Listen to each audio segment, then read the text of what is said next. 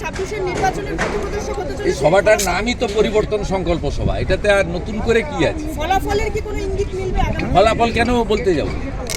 দাদা কত ফলাফল আপনারাই করবেন, আপনি ভোট দিন হয়ে যাবে। কত জমায়েত হতে পারে দাদা জনসমাগম কত হতে পারে? আজকে তৃণমূলের তরফে যখন বলা হয় বিজেপি বাংলা বিরোধী, দক্ষিণেশ্বর, দার্জিলিং এর চা, বিষ্ণুপুরের টেরাকোটা মঞ্চ জুড়ে তো শুধু বাঙালিয়ান। বরাবরই থাকে।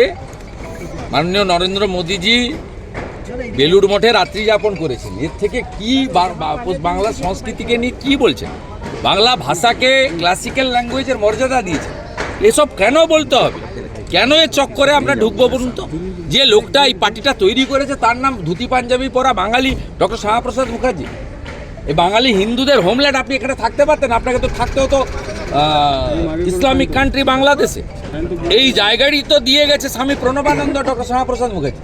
তারপরেও তৃণমূলের এই নোংরা কথার উত্তর দিতে হবে। তৃণমূলকে অবিলম্বে পাসপোর্ট ভিসা দিয়ে হরমুজ প্রণালীতে পাহারা দিতে পাঠানো হোক জাতীয় স্বার্থ।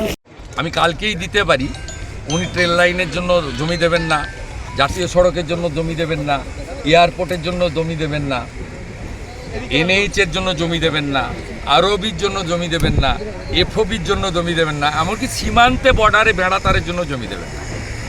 উনি আয়ুষ্মান ভারত করবেন না, বিশ্বকর্মা যোজনা করতে দেবেন না, উজালা 3 করতে দেবেন না, কেন্দ্রের কোনো স্কিমই ফসল বীমা যোজনা থেকে কিছু করতে দেবেন না।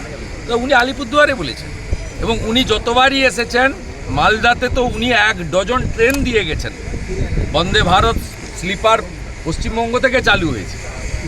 উনি তো সবসময় প্রো ডেভেলপমেন্ট, এবং উনি মেট্রোর যে উদ্বোধন করে দিয়ে গেছেন দমদমে এসে, সেদিন তো বলেছেন শিল্পে 1, শিক্ষায় 1, বাংলার হিতগৌরব সংস্কৃতি কালচার ফেরাবে বিজেপি, গ্যারেন্টারের নাম নরেন্দ্র মোদী। এর থেকে বড় কি আছে?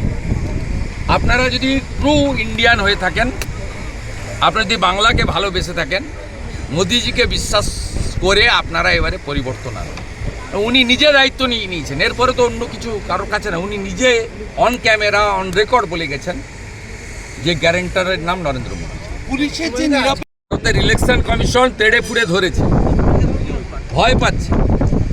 এটা যে ভালোবাসায় নয়, পুলিশের নিচের তলা তো আমাদের সঙ্গে আছে। আজকে তো ধর্মঘট ব্যাপক সাড়া। প্রত্যেকটা পুলিশ কর্মী জানেন, অমিত শাহজি বলে গেছেন 7ম পে কমিশন এরিয়ার দিয়ে 25 থেকে 30 হাজার টাকা বেতন বেড়ে যাবে বিজেপি। কেন হেল্প করবেন না আপনারা? কেন হেল্প মানে আমাদের করতে হবে না? পুলিশ তুমি উর্দি ছাড়ো, তৃণমূলের ঝান্ডা ধরার মতো বিজেপির ঝান্ডা ধরো বলছি না, বলছি নিরপেক্ষ হতে। এটা শুধু বাংলা বাঁচানোর জন্য নয়, আপনার পরিবার বাঁচানোর প্রশ্ন আছে, আপনার ছেলে মেয়েকে ভালো স্কুলে পড়াশোনার প্রশ্ন আছে, আপনার স্ত্রী পরিবার, আপনার বৃদ্ধ বাবা মাকে খুশি রাখার প্রশ্ন আছে। আপনাকে বাড়িতে রেশনিং করতে হচ্ছে, কবার মাছ খাবেন, কবার ভেজ খাবেন, কবার ডিম খাবেন, কিভাবে লাইফস্টাইল করবেন, এত কৃচ্ছ সাধন করতে হচ্ছে ডিউ টু মমতা ব্যানার্জি। আপনাকে হকের পয়সা দেয় না। অতএব পুলিশের মধ্যেও জাগরণ ঘটছে।